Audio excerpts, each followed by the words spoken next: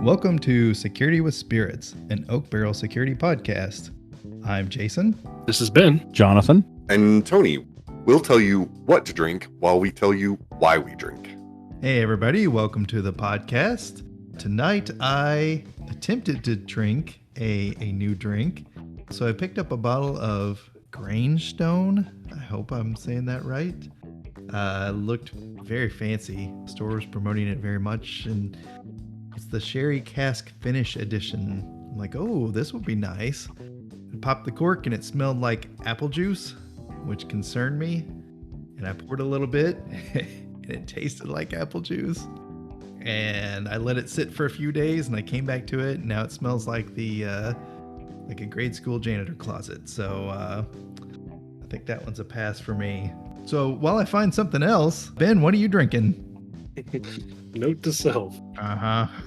Last week I had the Talisker Neat, and today I'm having it straight up, trying to drink it. I've been smelling it sitting in the glass in front of me. It still has that kind of unique peat smell to it. I would say the chilling effect mutes it a little bit, but doesn't do too much to cover that briny flavor. What do you have, Jonathan?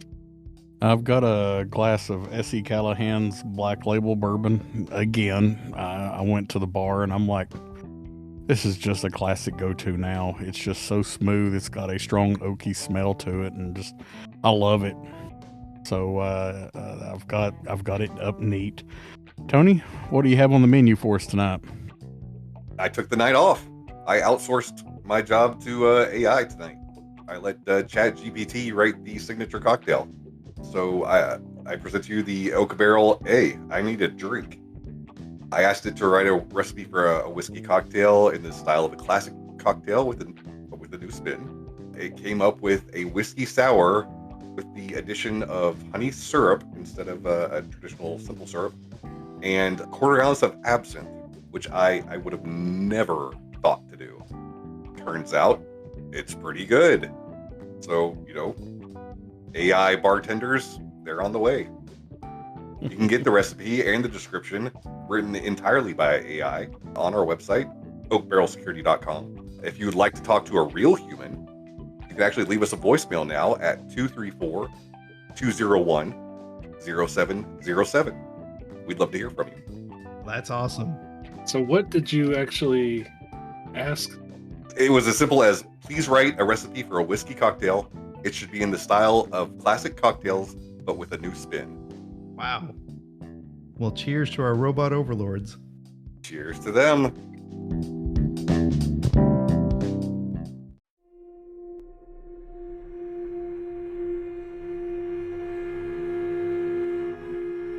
And what a great segue for today's episode. We are talking about AI. What can it do? How can it help us out? I've had some experience with it over the past couple weeks. We forgot to have ChatGPT write the script for this episode. That's right. We're helpless without AI. So one of the things that I have been doing is I've been, anytime that I have something that like a PowerShell, Python script, something like that I need to write, instead of me sitting down and coding it myself, I open up AI, I toss it in there, the request in there, and then I take the code, and because I'm a trust but verified person, I always throw it into my sandbox first. I run it there, and then, kind of debug it or whatever, and then tweak it a little bit, throw it into the live environment and see how she does. And I don't think that we're going to be replaced by AI anytime soon. It's certainly a nice tool to have around. There's a lot of things that need to be shaped and adjusted to your unique environment. Has anybody else put it to the test or had this experience? Yeah, so particularly regarding coding, I was listening to Lex Friedman talk about this. He's an AI researcher. And, originally I was thinking ChatGPT just sucked in the internet. And, so any code was just, snippets that it had already seen. Mm-hmm. It turns out that originally it was not intended to produce code at all. It wasn't even consuming code snippets. They added that consumption of coding information in order to have it better understand human language. Oh, interesting. I don't know any coding languages that are not written in English and use English like write what you say type things. Like, Yeah. of course, the like C, will have its own key command words and things, but most languages use a select this, establish this kind of thing. And I could see that helping to understand procedural responses and things like that. That's one thing about that I would actually expect AI to improve. It's like, have you seen you've seen Beautify, where you can put a lump of code in and it'll space it out nicely and tab it out and Yeah. make it much more legible. And I would hope that AI could perhaps, if you said I need a script that does this, or it would be able to write out a code structure for you, at least take out the keyboard scripting, writing, or whatever, take out that busy work just getting it laid out, and let you actually set your own variables and things like that, as opposed to worrying too much about it writing that part, writing the structure for the code in a nice beautified way. That's a good point. Like I hadn't thought about that, but yeah, like if you write out a policy on, acceptable use or something like that, and throw it into an AI and clean this up a bit, be interesting to see what it produced.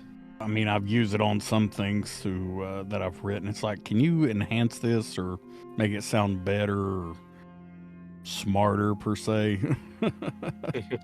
And it's impressive what it'll come back with.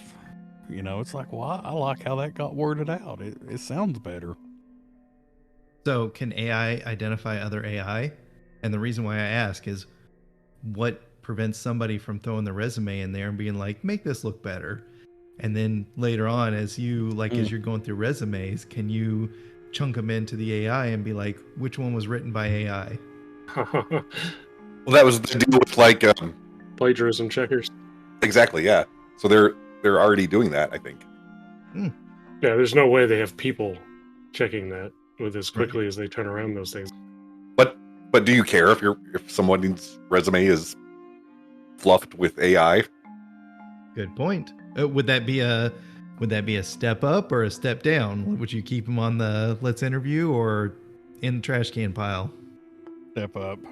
As long as it came back, maybe they aren't the best at summing up their points. If it did a good job of focusing on the critical information and such, I could see it being actually very helpful for some people to, like, here are my skills, get to the point with them.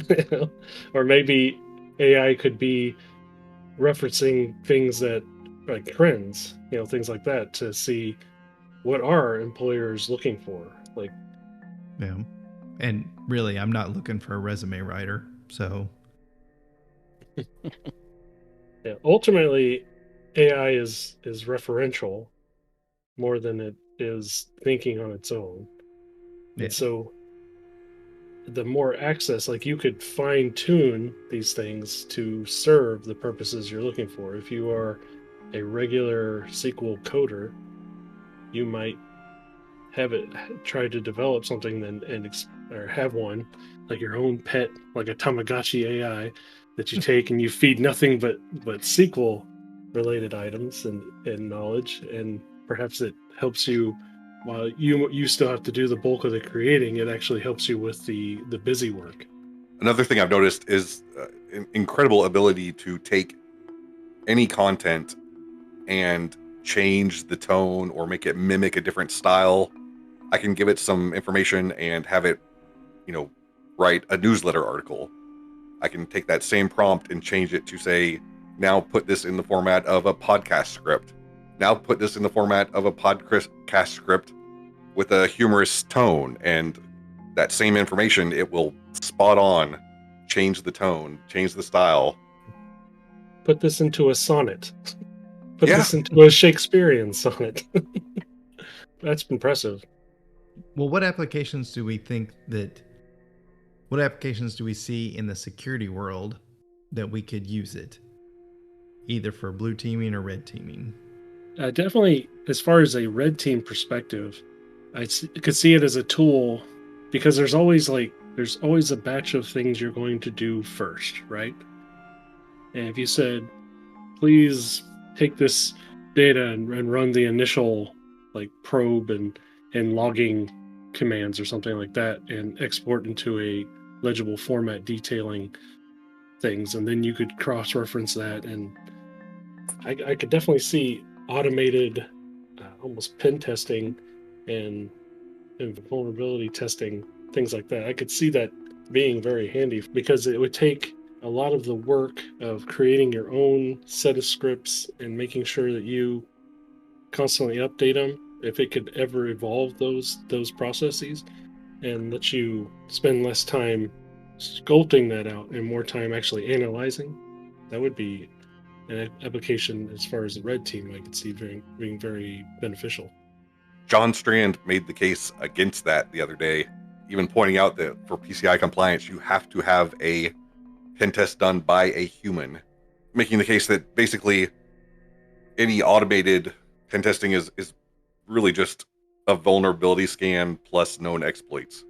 That's true. I wouldn't say it would be the whole thing, but it would take a good chunk of the time out of getting to the point in which you start to be creative. Does that make sense? Absolutely, yeah. Get the basic groundwork out of the way. Yeah, it can create the footprint for you to start thinking, okay, how can I break this? Do a lot of your OSINT stuff. Yeah.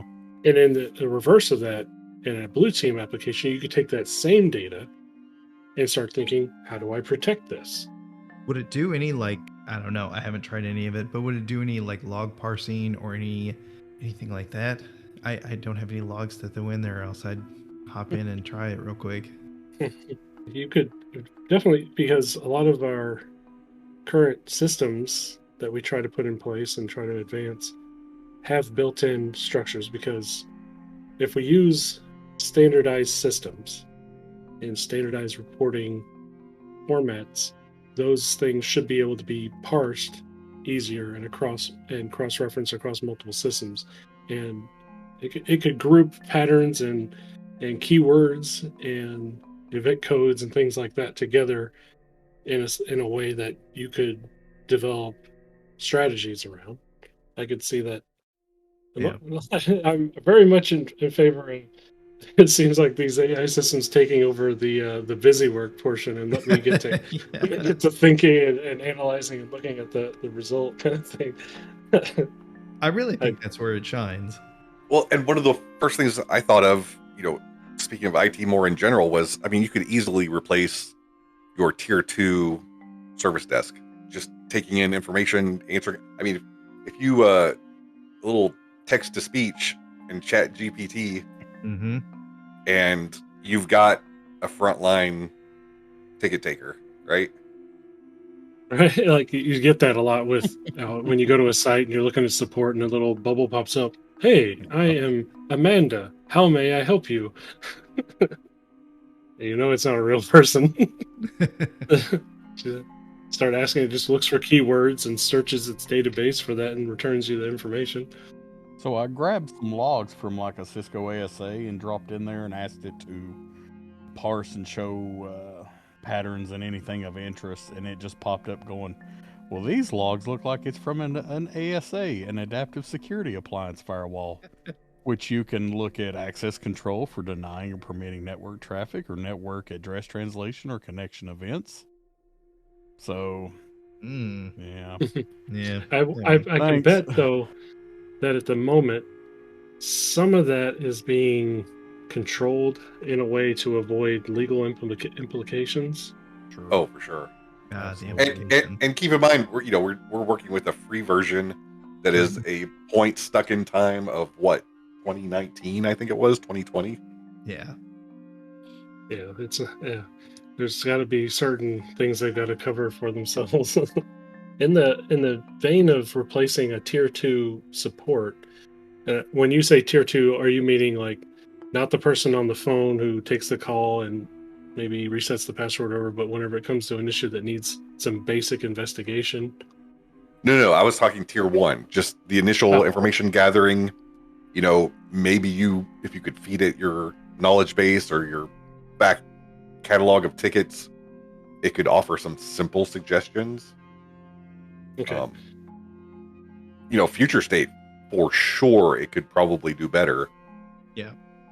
As far as the technical aspects of the job, we've seen some applications for that, but what about applications in the people skill, soft skill area? Would AI be able to replace some of our middle management positions? Is that something that middle managers should be worrying about?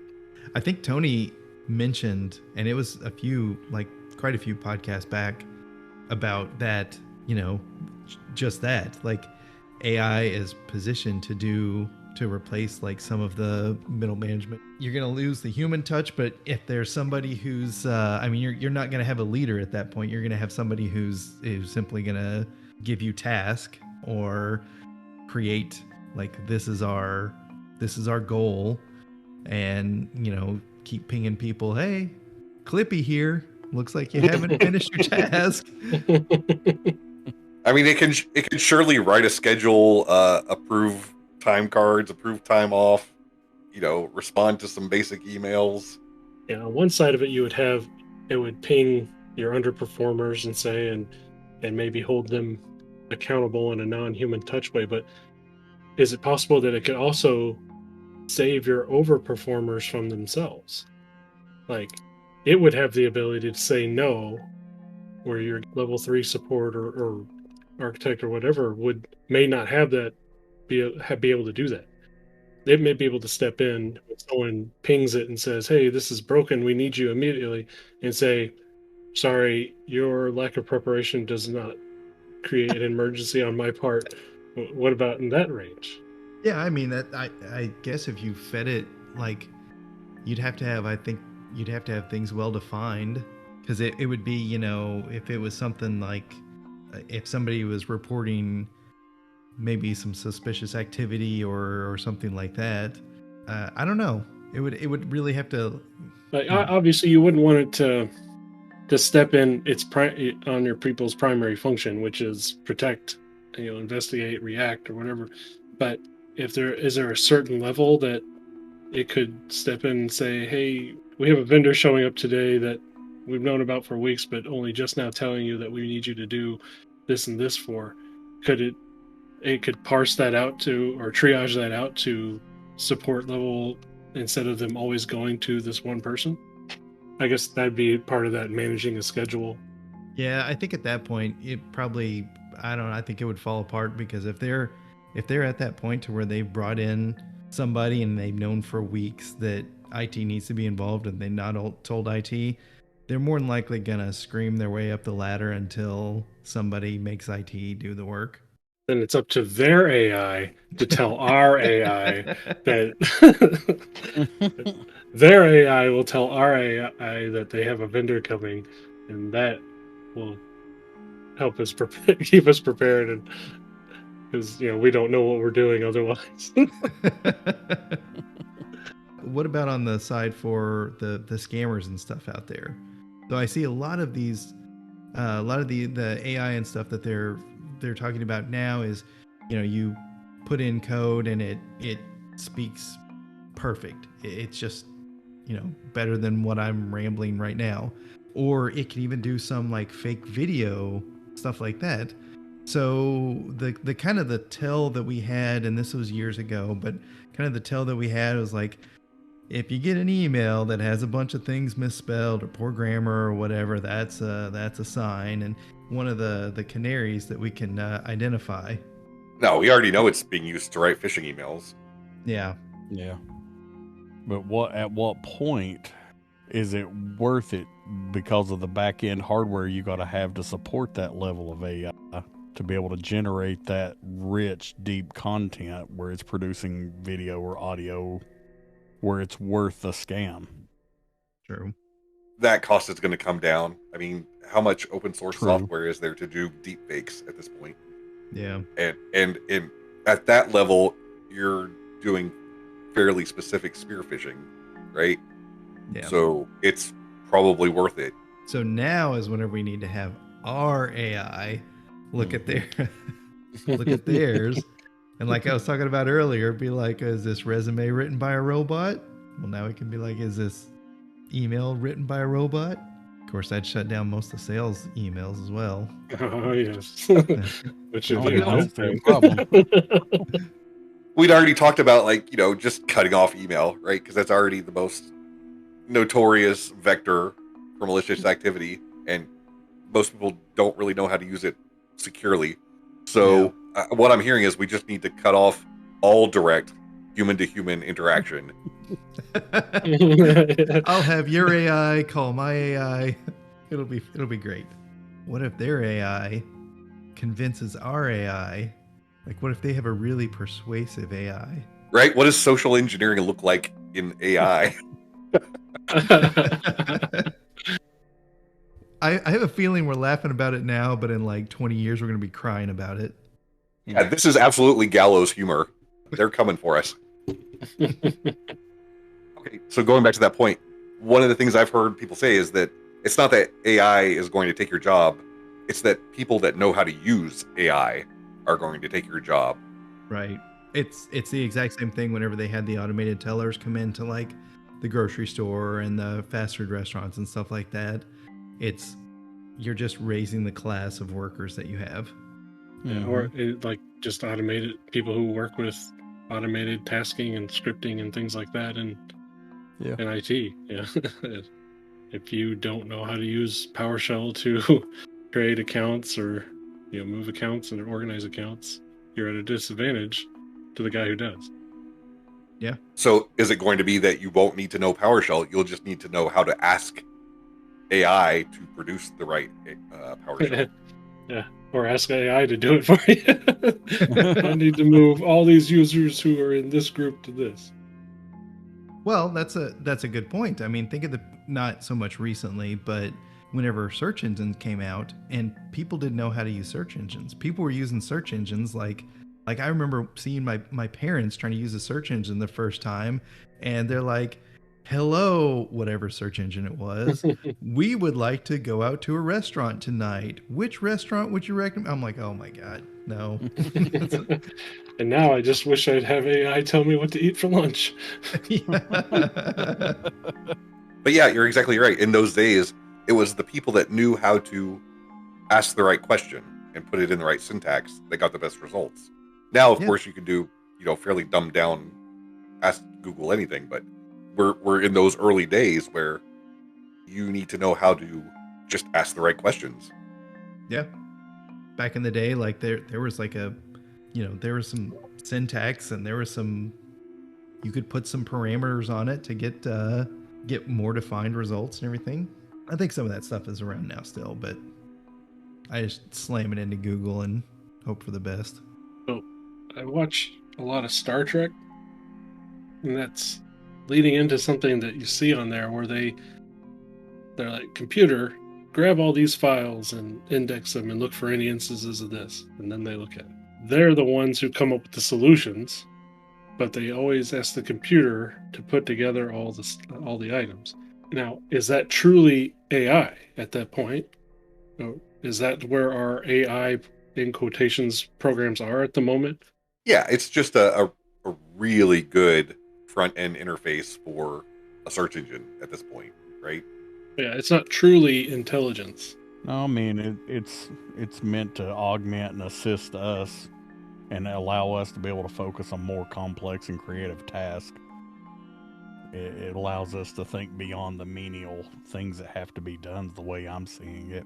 And there are some things that I'll admit in the 2 weeks or so that I was having it write code and everything else for me, there were some times that it would bring up something, and what's nice about it that search engines don't have is you can ask it questions based on that. So there was one code that I particularly requested, and it came up, and I was like, that's weird. Why would you ever do that? And I literally typed, I was like, why would you put that in this code? And he goes, well, this piece of code allows it to process faster than just the normal code that you see here. So if you have a data set that's over like 2,000 objects, this is going to process it in this much time compared to without it. Like, oh, Okay, it's like query analyzer. yeah. When you're shaving down micro or milliseconds on your query, it's a little fun. It was actually pretty helpful. I doubted it at first. I'm like, there's no way that hey, that worked. All right, cool. Well, just go This is ahead how and you toss spell that into Wednesday. OneNote. Well, that ability to ask why is a pretty valuable educational tool. That makes a big difference. Yeah. So I've threw some assignments in there, some that I'd given to college students, and the answers it come back with were, to some degree, were actually better than what some of the students gave me. But then I started dropping some of my son's math questions in there, and the way it was generating the feedback was like it really brought it down to the level of understanding and being able to comprehend it easier. And then you, again, like you've said, you've got the ability to go back and ask a question like, well, why is this and this? So that extra step's been nice. Yeah. And I think really that's valuable because we can search for code on the internet and just, throw it into whatever and just pray that it works. But being able to actually know what we're doing, that's valuable. Actually knowing what we're doing. That's what we do all this for. It's not all just bourbon and pirated code. Now let's go around the room. All right, is AI going to take your job? Ooh, we all got silent. I can definitely see it improving things. I can see it making things better. I can see some applications. I liked what you mentioned earlier about having like the chat available specific to your organization. I think that's going to be valuable, especially now that we're having like this worker shortage. I don't think it's going to replace the service that you get from a person, but I'm gonna lean towards replace, no, but help. Yeah, I think it's gonna be a big help. Jonathan, what do you think? I'm at the same. That's what I've thought the whole time. It's just going to make our jobs easier. You still have to know what you know. Like if you are asking about PowerShell, you've got to understand PowerShell to be able to implement what it's recommending. Mm-hmm. So, Tony? Yeah, for sure. This generation, like I said, is just really a fancy interface to Google. But the next few generations coming up, I see them being very disruptive, and work could start to look a lot different. It would take a chunk of my job, maybe not, I wouldn't say over 50%, but it would improve what work I could do. I guess that's along the lines of it'll just make our jobs different. I don't see it putting me unemployable or unemployed. I think if you have adaptability and you have the ability to, and you continually learn and use new tools, I do not see AI taking your job. Now, we just got off a series talking about building a career in cybersecurity. Does AI change any of the information we gave? Would you give different advice? No.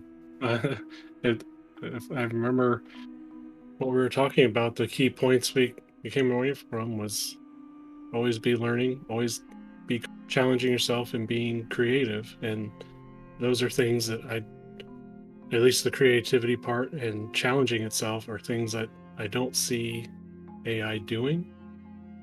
It can always be learning, but I don't know if it would challenge itself to be creative and think through things. I think it would be focused entirely on the information it has available to it, as opposed to creating new solutions. I'm the same. I think that it's another tool to have in the toolbox, and it's really handy to have. And the old thing that we always say is always automate yourself out of a job, because we know it will never happen. Basically, the low level stuff you're just trying to get off your plate so you can take care of the bigger picture things. And I think this is just going to be another tool to help that out.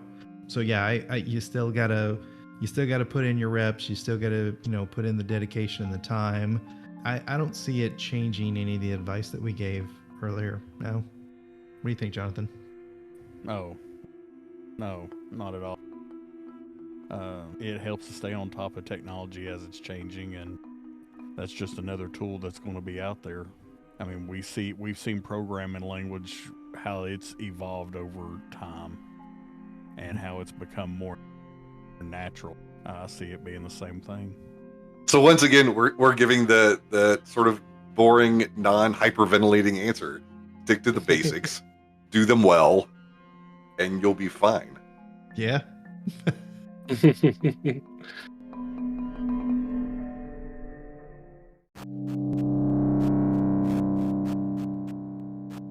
AI panic, overblown. We figured it out here. And no, AI is not telling us what to say right now. Hint, hint. I, for one, welcome our new AI overlords and look forward to working with them. You'll note that I just start my prompts with please. Yes. Guess I'm going to go off and go live in the mountains. What was it C-3PO said? No one ever worries about upsetting a droid. But now start worrying about upsetting a droid. All right, everybody. Well, we've talked about AI, and I hope you get a chance to get out there and play with some of the AI tools that are available, and excited to see what's coming in the future. But that is going to be it for this episode. I appreciate you sitting around and listening to us, or driving around, or whatever you're doing and listening to us. Until next time, I'm your host, Jason. This has been Jonathan. And Tony. See you later, robots. End of line.